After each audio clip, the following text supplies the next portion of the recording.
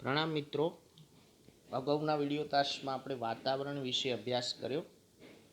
હવે પૃથ્વી પરનું ચોથું આવરણ જીવાવરણ, જીવસૃષ્ટિ વિશે આપણે સમજવાના છીએ.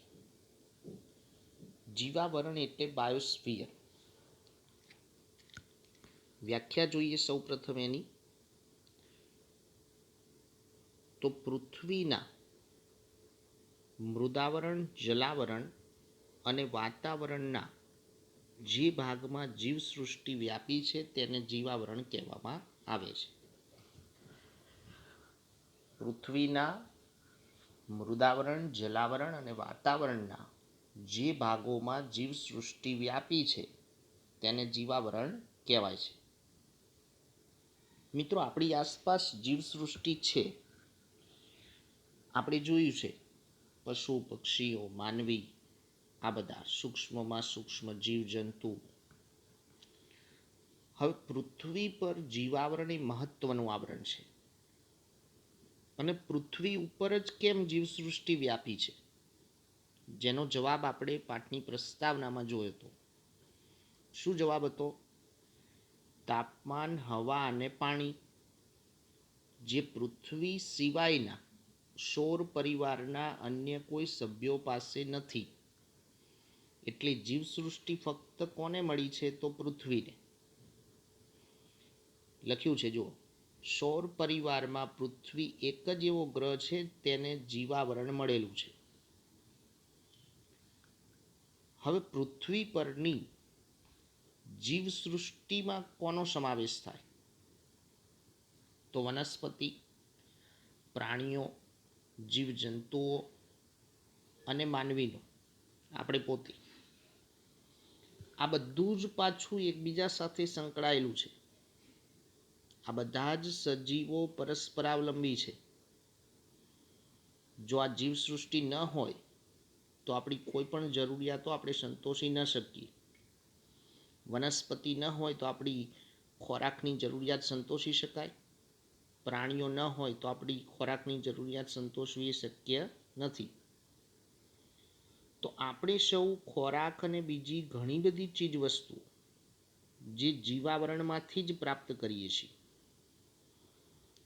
જેમ કે વનસ્પતિ અને પ્રાણીઓ વિના આપણે જીવી ન શકીએ. એટલે આપણા અસ્તિત્વનો અને નિર્વાહનો આધાર જીવાવરણ છે. નિર્વાહ એટલે આપણા જરૂરિયાતો. હવે પૃથ્વી પરના ઘટકો, જેને બે ભાગમાં વહેંચવામાં આવે છે.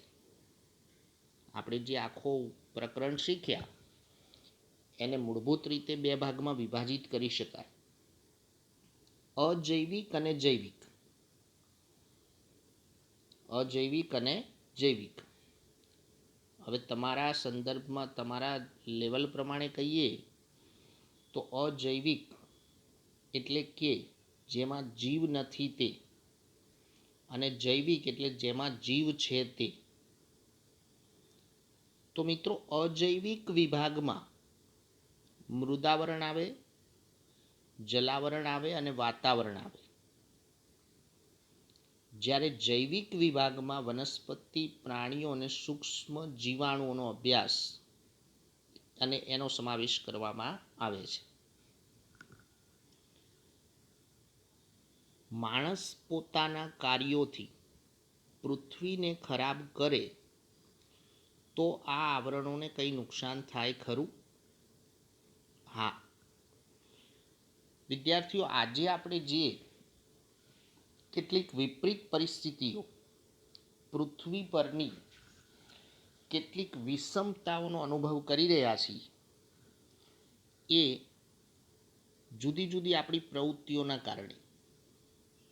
કેટલીક વૈશ્વિક સંસ્થાઓએ પણ હવે તો સૂચનો કર્યા છે, ગંભીર ટીકા કરી છે કે જો માનવી આ જ પ્રમાણે પ્રાણીઓ મારતો રહેશે, વનસ્પતિને કાપતો રહેશે, તો એ સમય દૂર નથી કે માનવ સાથે સમગ્ર જીવસૃષ્ટિનું અસ્તિત્વ જોખમ હેઠળ આવી જશે.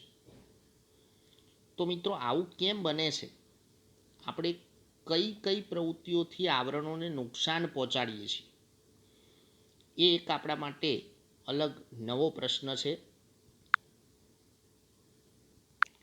પરીક્ષામાં પ્રશ્ન એ રીતે આવે કે માનવીની કઈ પ્રવૃત્તિઓની આવરણ પર અસર થાય છે, પૃથ્વી પરના આવરણો પર અસર થાય છે. જોઈએ એવી કેટલીક માનવીય પ્રવૃત્તિઓ. તો માણસ સ્વ વિકાસ માટે, પોતાના જરૂરિયાતોને સંતોષવા માટે કેટલીક પ્રવૃત્તિઓ જાણી અજાણે કરે છે. કેટલીક બાબતો વિશે જાણતા હોય, કેટલીક બાબતો વિશે ન જાણતા હોય, અને એ પ્રવૃત્તિઓ ચાલુ રાખે છે, જેનાથી વિવિધ આવરણોની સમતુલા જોખમાય છે. મેં હમણાં જ વાત કરી કે પૃથ્વી પરની કેટલીક ગંભીર પરિસ્થિતિઓ, કેટલીક વિષમતાઓ ઊભી થઈ છે. પુષ્કળ ઉદાહરણ છે, એવી ઘણી પ્રવૃત્તિઓ છે. જોઈએ, જેમ કે ખનિજો મેળવવા વધુ પડતું ખોદકામ કરવું. ખનિજો ક્યાંથી મળે છે? તો પૃથ્વીના પેટાળમાંથી. એના માટે સંશોધન કરવામાં આવે, ખોદકામ કરવામાં આવે, ખનન કહેવાય. ભૂમિગત અણુ પરીક્ષણો કરવામાં આવે છે લશ્કરમાં, અણુ શસ્ત્રો વિકસાવવા. ખનિજ તેલ શોધવા માટે ઊંડું સારકામ કરવામાં આવે, એ પણ પૃથ્વીના પેટાળમાં, પેટ્રોલિયમ મેળવવા.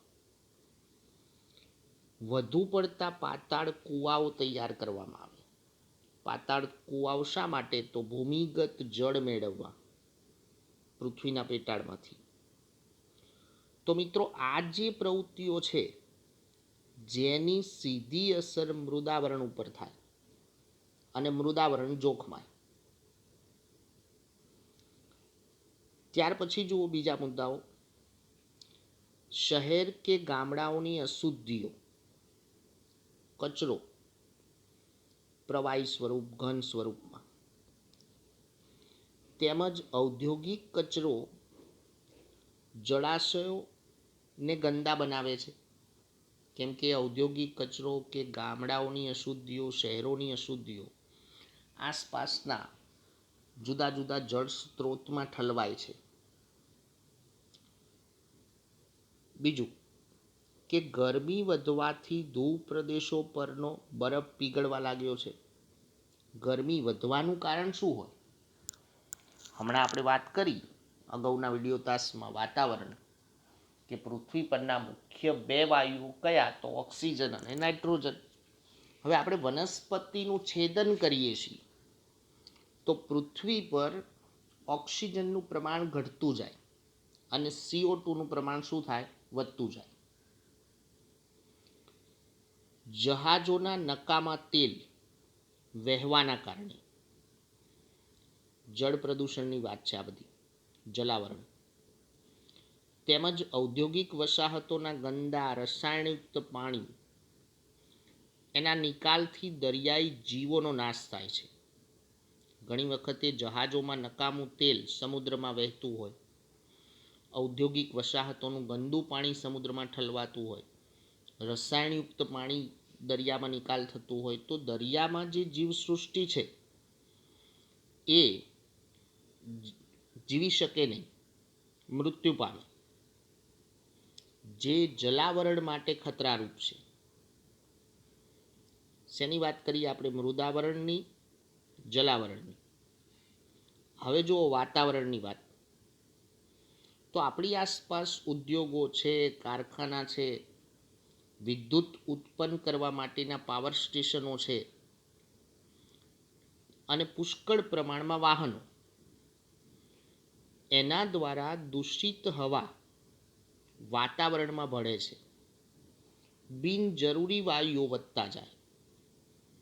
જે વાયુઓ પૃથ્વી પર જરૂર નથી એ વાયુઓનું પ્રમાણ વધતું જશે.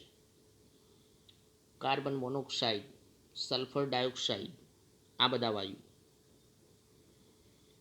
હવે જ્યાં વધુ વાહનોની અવર જવર થતી હોય, ખાસ કરીને શહેરી વિસ્તારો, તો ત્યાં કાર્બન મોનોક્સાઇડ જેવા વાયુઓનું પ્રમાણ વધે છે. હેતુલક્ષી પ્રશ્નમાં ધ્યાન રાખજો. વધુ વાહનોની અવર જવરવાળા વિસ્તારોમાં કયા વાયુનું પ્રમાણ વધે છે? તો કાર્બન મોનોક્સાઇડ. ધ્રુવ પ્રદેશો પરનો બરફ પીગળવાનું કારણ શું હોય છે? તો ગરમી. વૃક્ષો કપાવાથી CO2 નું પ્રમાણ વધે છે, મેં હમણાં વાત કરી. જેટલી વનસ્પતિ ઘટતી જાય તો એટલું CO2 નું પ્રમાણ વધતું જાય. તમને ખ્યાલ છે કે તમે ગામડે ગયા હોય ઉનાળુ વેકેશનમાં, તો તમને ગામડે વધારે ગરમી નથી લાગતી. કેમ? કેમ કે ત્યાં વનસ્પતિ સારા પ્રમાણમાં હોય. જ્યારે શહેરી વિસ્તારમાં વનસ્પતિનું પ્રમાણ કેવું હોય? ઓછું હોય. તો CO2 નું પ્રમાણ વધતા પૃથ્વી પર ગરમીનું પ્રમાણ વધે છે, જેને આપણે કહીએ છીએ ગ્લોબલ વોર્મિંગ. શું કહીએ છીએ? Global warming. એ વિશેનો આખો એક પાઠ આપણે ભણવાનો છે. તો આ રીતે વાતાવરણ ઉપર પણ માનવ પ્રવૃત્તિઓની અસર થાય છે. હવે જો મૃદાવરણ, વાતાવરણ અને જલાવરણ, જેને આપણે નુકસાન પહોંચાડીએ છીએ, તો પછી એની અસર અન્ય જીવસૃષ્ટિ ઉપર પણ થાય. પર્યાવરણના શોષણના ભોગે કુદરતી પોષણ કડીઓ જોખમાય છે, જે જીવાવરણ માટે નુકસાનકારક છે. આપણી આસપાસ જેટલા પણ સજીવો છે, જીવસૃષ્ટિ છે, એ એકબીજા સાથે સંકળાયેલી છે. એમની વચ્ચે આંતર સંબંધ છે. જો પર્યાવરણના વિવિધ આવરણો એની મૂળ અવસ્થામાં સચવાય નહીં, એની શુદ્ધતા ન જળવાય, તો એની સીધી અસર જીવસૃષ્ટિ ઉપર થાય છે. તો આ પ્રમાણે મિત્રો આપણે આ છેલ્લો પ્રશ્ન જોયો. માનવ પ્રવૃત્તિઓની વિવિધ આવરણો પર થતી અસર. એક આખો પ્રશ્નનો જવાબ હતો, 3 ગુણમાં પણ પૂછાઈ શકે. અને ખૂબ જ અગત્યનો પ્રશ્ન હતો આ. એ પણ તમારે અલગથી લખવાનો છે નોટબુકમાં અને સમજવાનો છે. તો મિત્રો, આ સાથે આપણું પ્રકરણ 2, આપણી આસપાસ શું, જે અહીંયા પૂર્ણ થયું. અને હવે પછી આપણે 3જું પ્રકરણ શરૂ કરીશું હવે પછીના વિડીયો તાસમાં. પ્રણામ.